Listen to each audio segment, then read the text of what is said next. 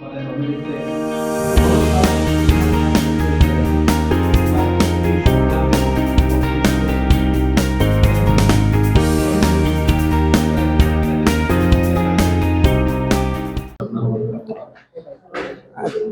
বছৰৰ দৰে আজি আমাৰ যিখিনি ষ্টুডেণ্টে ৰিজনেল কলেজ অফ হেল্থ ছায়েন্সত এডমিশ্যন লৈছিলে তেওঁলোকৰ কাৰণে আমি ফ্ৰেচাৰ্ছ মিটৰ আয়োজন কৰিছিলোঁ আৰু লগতে আমাৰ যিখিনি বাৰ্ষিক এচিভমেণ্ট কলেজখনৰ হৈছে সেইখিনি আমি এইটো সুযোগতে এনুৱেল ডে হিচাপে আমি পালন কৰি আমি এটা অনুষ্ঠানৰ আয়োজন কৰিছিলোঁ।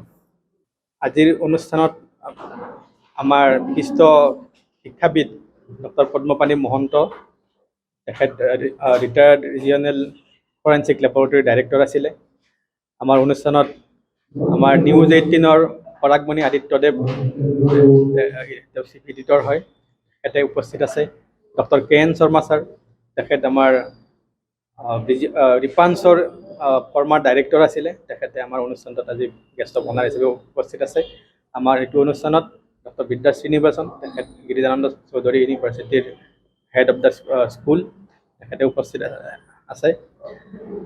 এই সকলোখিনিয়ে আমাৰ অনুষ্ঠানটো গ্ৰেছ কৰিছে আৰু অনুষ্ঠানটো ইতিমধ্যে আৰম্ভ হৈ গৈছে।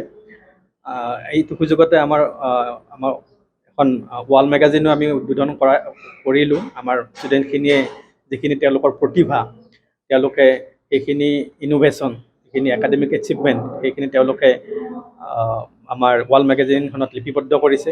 সেইখিনি আমাৰ পৰাগমণি আদিত্য ডাঙৰীয়াই উদ্বোধন কৰি ইতিমধ্যে আমাৰ মুকলি কৰি দিছে আৰু এনেধৰণে আমাৰ অনুষ্ঠানখিনি আমাৰ আয়োজন কৰিছে। আজি আমি ৰিজনেল কলেজ অফ হেল্থ ছায়েন্সে নৱাগত আদৰণীয় সভা হিচাপে আমি এখন সভা অনুষ্ঠিত কৰিছোঁ।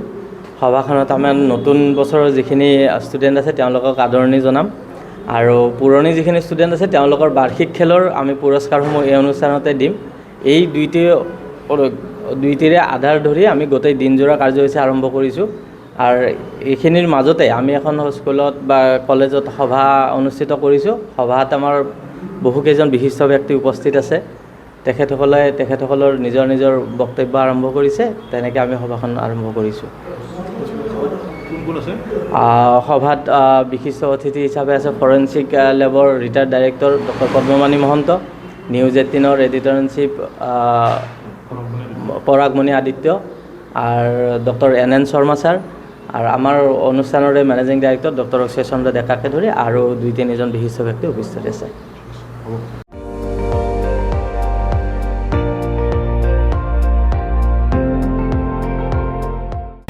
আপুনি চাই আছে ND24, সৰ্বশ্ৰেষ্ঠ নহয় সৰ্বোত্তমৰ দৌৰ।